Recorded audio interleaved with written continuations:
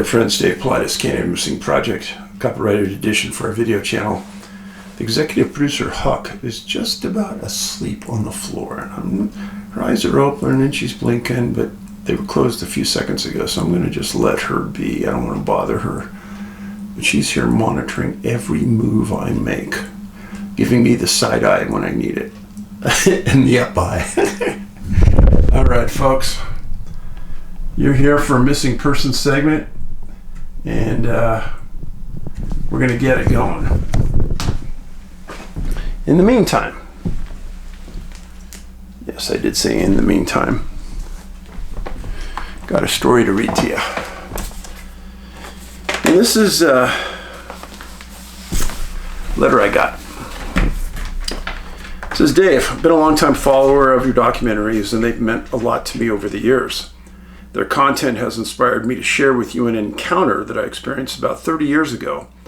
I've been hesitant to share it until now. The short list of acquaintances and friends I've shared it with looked at me as if I had a third eye. Consequently, only family, close friends, and hunting buddies are aware of it. You can do as you wish with the information, as it may augment your database of weird happenings in the woods. I was a bow hunter for white-tailed deer in the New York game land near the town of Greene, New York. I like to arrive at my parking area while it is still dark to enjoy a cup of coffee, acclimate to the outside temperature, deodorize my clothing, and access the wind direction as I have two primary paths into the stand area. The hike in is at least 2/10 to a quarter of a mile, and everything is coordinated to ensure I arrive at the stand location at least 20 minutes before legal hunting time to allow for setup, etc. Now, everything he said falls in line with everything I've ever known any hunter to do, except for one thing. He's from New York.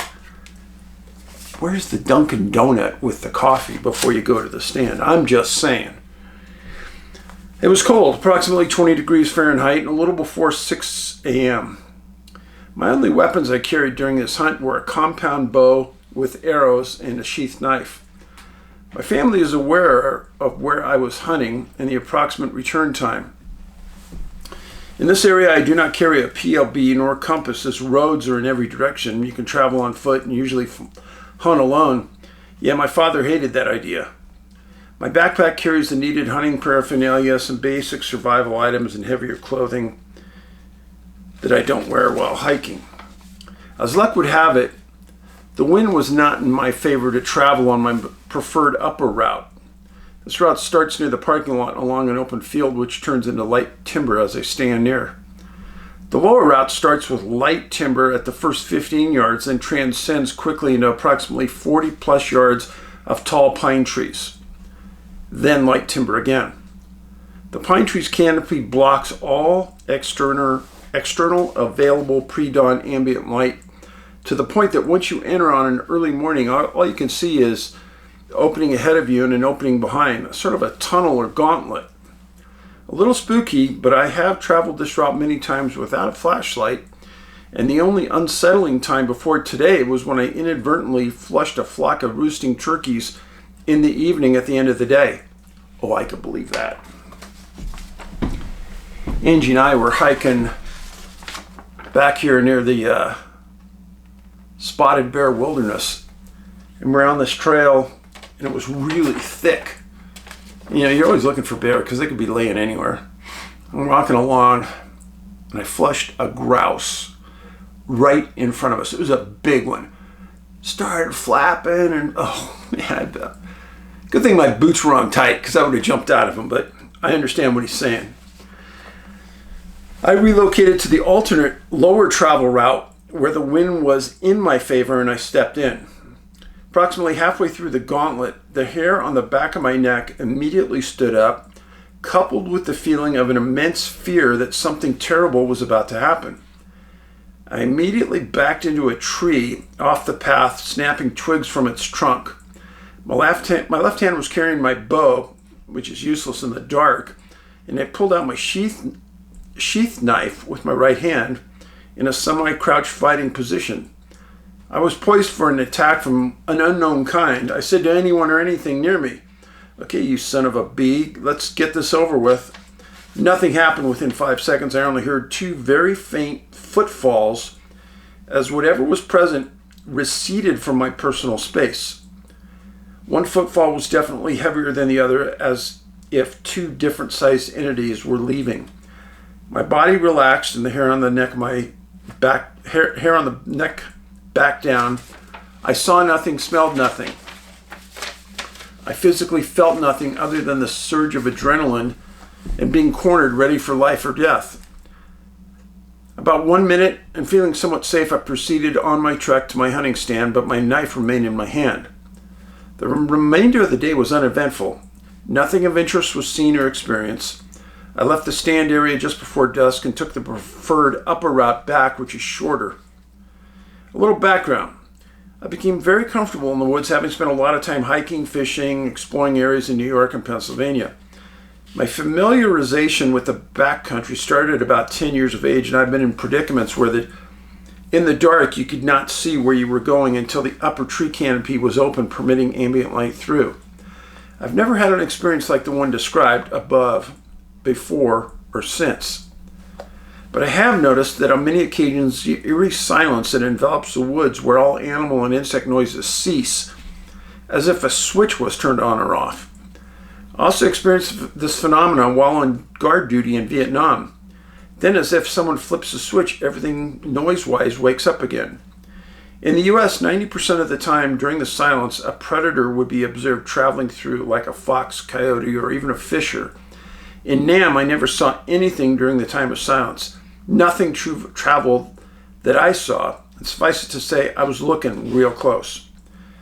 Okay, that's it. No BS, only fluff. No. Okay, that's it. No BS or fluff, just facts. You may keep or discard this information if you like. Please keep my last name confidential. Thank you, and keep digging as you are on a trail that no one else is willing to follow. Happy hunting. Remember, we only get one shot at life. Let's make it count. As always, stay safe. Well, I read that to you for a reason. If you're a long-time listener, maybe you've heard this story, but it's a good one. I had been going up to Northern California for 2 years, to the Hooper Reservation. And I've seen some of the biggest black bears of my life, 600-700 pounds. I always had a handgun, and the bears would always just kind of look at me and move away. Well, I had a barber friend of mine in Los Gatos. His name was Frank. He still has a barber shop there. The greatest guy in the world. Well, he asked me to take him up there, bear hunting. So we got tags. And we went up there. And it's about an 8-hour drive from Los Gatos to where we were hunting, into the backcountry. And then we found this nice camping spot and we camped. So one of the days we were hunting, we saw rabbits, deer, saw everything but a bear, which is always the way in hunting season. And we went into this area and we're hearing rabbits, squirrels, birds, insects. And we walk in and we decided, and we're talking, we said, hey, let's just take this meadow right here. You take that half, I'll take that half, and we'll sit on different sides of the tree. And as we're talking, boom, everything shut off. Frank was talking, and we both looked right at each other and goes, do you realize what just happened? He said, yeah. And he says, okay, you take that half of the tree. I'll take this half of the tree. Make sure you're loaded. Something's coming. He knew. He knew. I knew too. And I was looking up, down, all around. And it went that way for quite a while. And then just like the letter says, the switch goes on and almost instantly everything comes back to life. The other peculiar thing was there was no wind. There was no nothing. If I would have been alone, it would have freaked me out. Frank was probably about 10 years older than me, 15 years, but he had tons more hunting experience.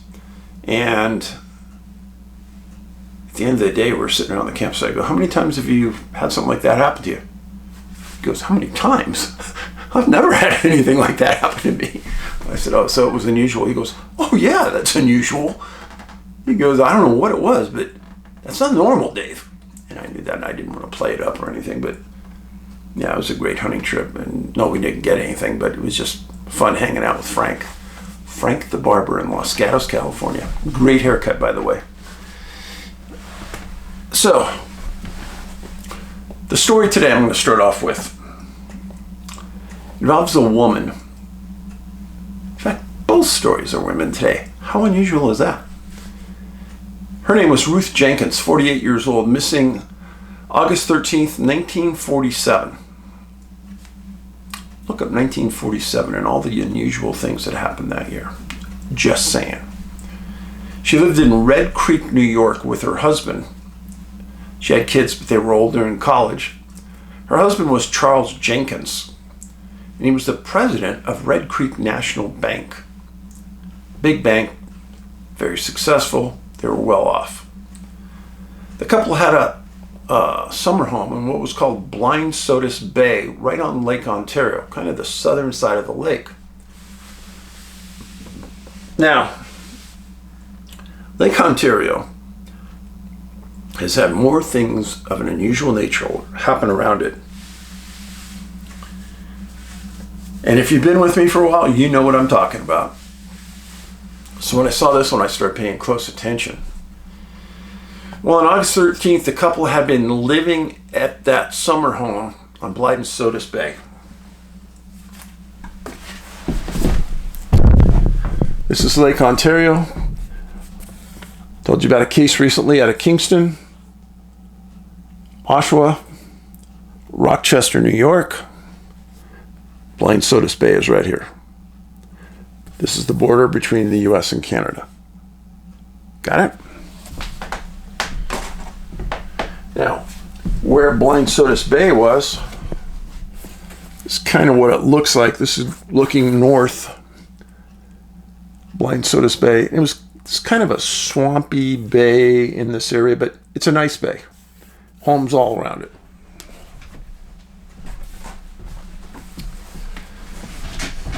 Well, a couple had been living at this home. And on August 13th, at about 11 o'clock, Ruth told Charles that she was going to walk over to see her aunt, Mrs. Fred Porer. And this was something normal. They lived pretty close to each other. During the summer, they liked to see each other. They loved each other. And her husband didn't think anything about it. Totally normal thing to do during the summer. Well, later on that day, Ruth did not return. And Charles started searching. Charles contacted the aunt and found that Ruth never arrived, which was highly strange because it wasn't a house that she would ever get lost going to. She'd been there hundreds of times. At 4 p.m., Charles reported Ruth missing to state police. Police responded with a couple of officers, and they searched the area between the two homes, didn't see anything, didn't come up with anything, called her name, and then decided that they better call for reinforcements. Well, Captain John Ronan arrives from the State Police Oneida office, and they stepped up to search. Late that afternoon, early evening, it was still sunny out, stayed sunny there then till late. Searchers found a strange sight. Hanging from a branch of a tree was one of Ruth's shoes. One of Ruth's shoes. What is that? How would it be on a branch of a tree? Didn't make any sense. Search went on. A couple hours later, and a quarter mile away, they find her other shoe in the woods. The search went on until it was pitch dark, and they called it off for the night.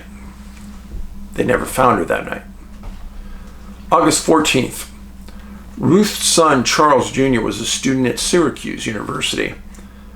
Heard about what happened from his dad and came back home from school to hunt for his mom. Wurtsboro Station sent 2 of their best bloodhounds on the 14th to search for Ruth. Plus, they had 150 searchers, police, firefighters, and friends comb the area in a very segmented method.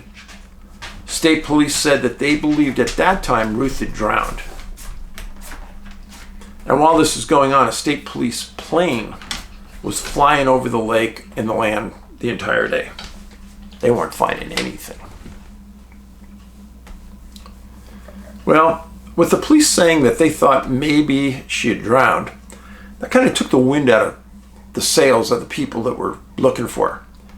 And that's pretty understandable. And that's why releasing information like that, unless you're really sure, shouldn't say it. August 15th, 150 searchers, 2 new bloodhounds, and an airplane used again.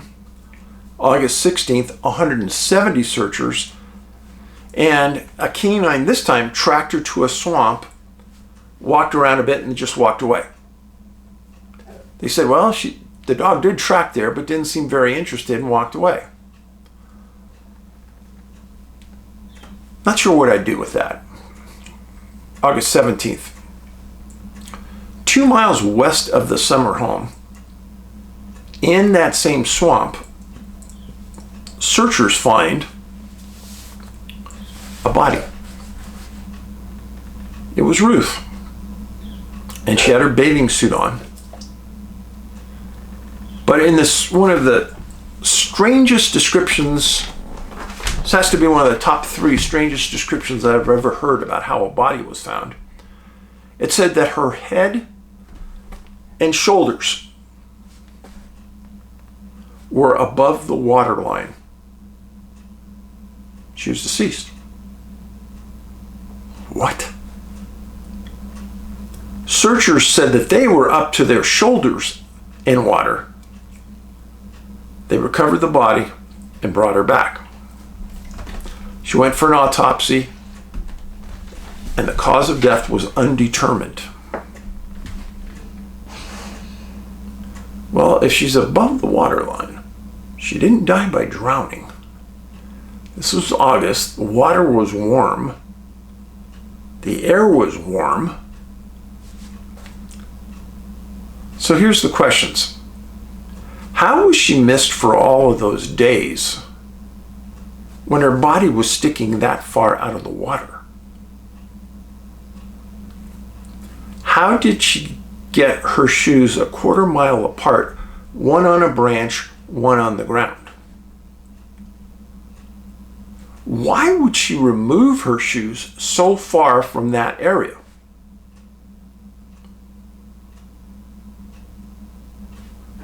Remember what her original goal was, going to see her aunt. She wasn't going swimming. She wasn't going to go in a swamp. Nobody goes in a swamp. When you got the lake right there and a bay over here. You got to think clearly here, folks. There's a story I did out of Minnesota one time where a young man disappeared from a party. And it was raining super hard that night. And the home he was at backed up to a golf course. Search started, and in the yards of an industrial area next to the house he was at, they found pieces of his clothing scattered in different yards, almost in a straight line, like it was almost like it was being dropped from the air.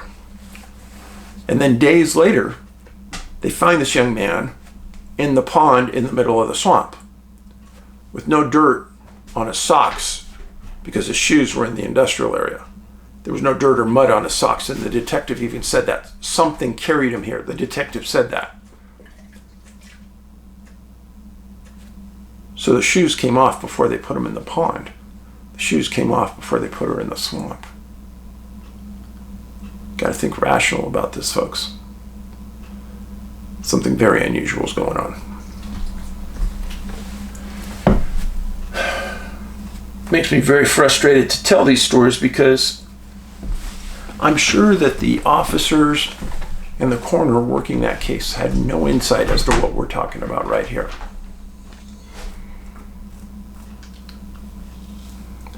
Remember, she was going to her aunt's house to see her aunt. There would be no reason for her to take off her shoes. There would be no reason for her to go in the swamp.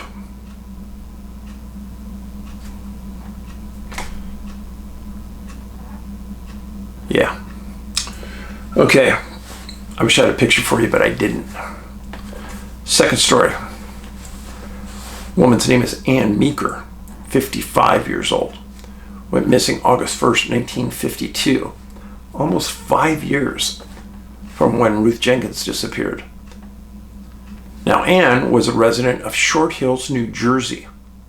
Her husband, Albert Meeker, was president of a company called A.R. Meeker. And this couple owned a summer home on Lake Wildwood in Vernon Township in Sussex County, New Jersey.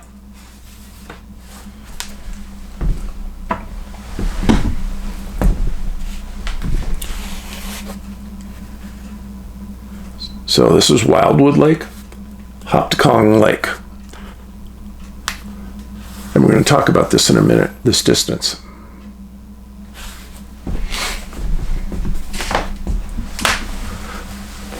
Well, on August 1st, Ann said she was going to go berry picking to her husband, Albert. And she was going to take a pail. Albert was working on their boat down on the water, and he told her to stay picking the berries in the clearings and don't be too long. She said, yeah, no problem. Well, she didn't return late that afternoon. Albert searched the normal areas that he knew that she would go into, found nothing, and late that afternoon he called the state police. Found a very similar path to Ruth Jenkins' disappearance. Both couples wealthy. Both couples owned summer homes on lakes. Both couples were by themselves. Both couples had point of separation. So the state police get there, they search late into the night, they don't see anything, they don't find anything. And they decide that they're going to do a full call-up the next day on August 2nd. And they get the National Guard, more state troopers from other districts. They get 2 bloodhounds, and they covered a massive area. Bloodhounds got there, and they let them go in first and traverse the entire area. They didn't come up with a scent. August 3rd, 100 searchers. 100. 2 bloodhounds, and they were predominantly covering thickets and slopes of the hills. And at this time, Ann and Albert's son, John, joined the search.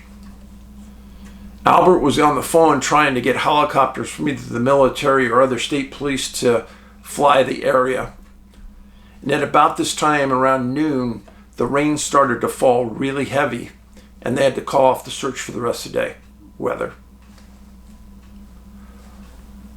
August 4th, searchers covered a place called Hamburg Mountain. And they also were fielding responses from the area because this was getting a lot of publicity. And they didn't say what theories they were given, but they said some of them were very far-fetched. The news also said that Albert Meeker was totally exhausted and haggard from searching nonstop for his wife. Couldn't sleep. And he continually kept pushing his belief that Ann was alive. And why did he do that? He wanted to keep searchers on site. He didn't want them to quit. You see, when searchers realize that somebody is probably deceased, they'll back off on the resource deployment. People aren't so incentivized anymore. The state police came back and said that the search would continue until all possibilities were exhausted. Not sure what that means, but late that day, the Coast Guard was granted authorization to fly the search zone for that next entire day. They also got 20 American Legion members, state police, family, firemen searched. And the cabin that was owned by the Meekers was used as a mess hall for food and coffee served to the searchers.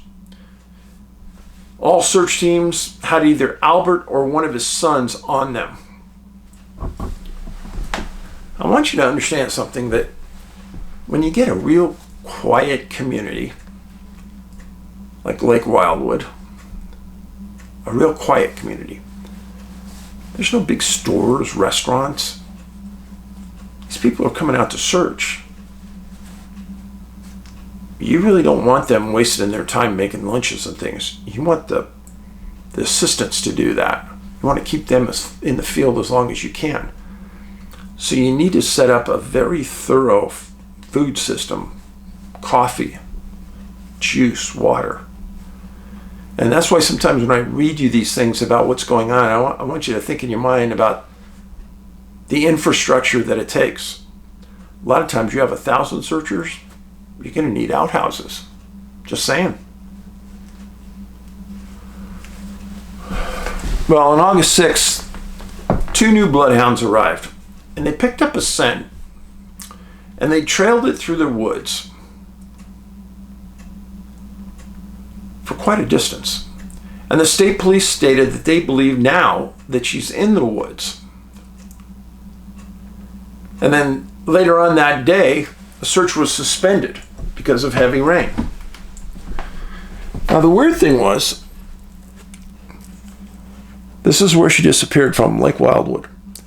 Dogs tracked her through the woods, not along the highway here, through the woods to this area near Hopticong Lake. And this is super thick area, very lush, and it still is today. It's a picture of Anne. It's the lady they were searching for. She wasn't known to be a real rambunctious sort or a real outdoors lady, but she'd gone to this cabin many times in the past, searched for berries many times in the past. Nothing unusual here.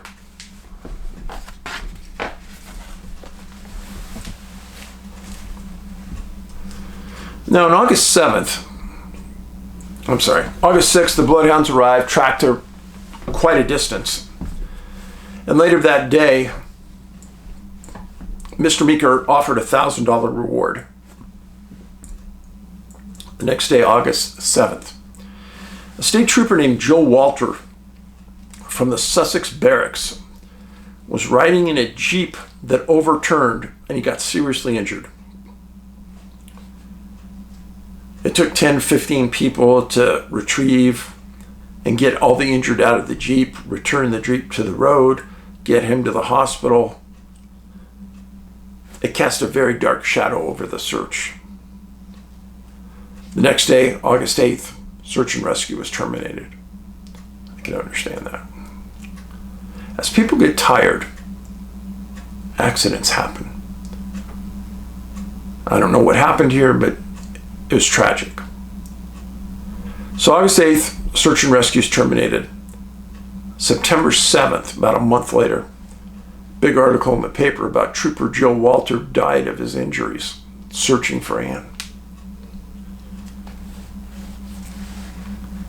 July 17th, 1955, almost 3 years after Anne disappears,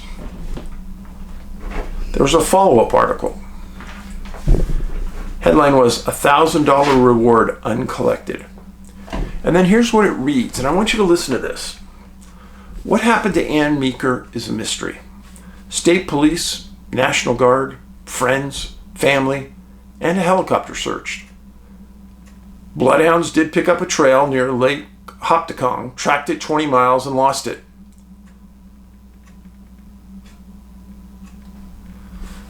State police interviewed 1,000 people living in the area and spoke to them, looking for a clue.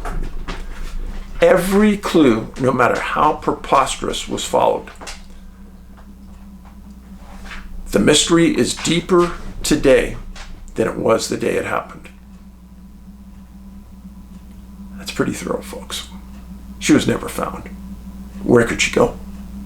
She was berry hunting. She knew that area where that summer home is like the back of your hand. So you got canines. Couldn't find her. You got water everywhere. You got weather events. You got berry picking, which is a subcategory of people that disappear. And you have point of separation. 2 women within 5 years of each other. New Jersey and New York. I think you can understand how unusual these 2 cases are. Now, thank you for being here. This is the Kindness Revolution.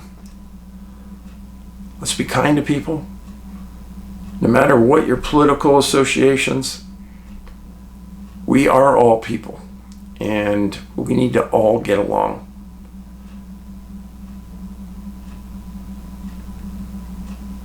And when you see people working hard for you, service workers, truckers, etc., be nice to them. Say hello.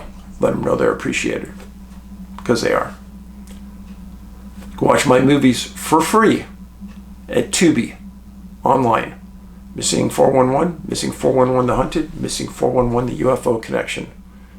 All free for you to watch. Thanks for being here. Paulides out.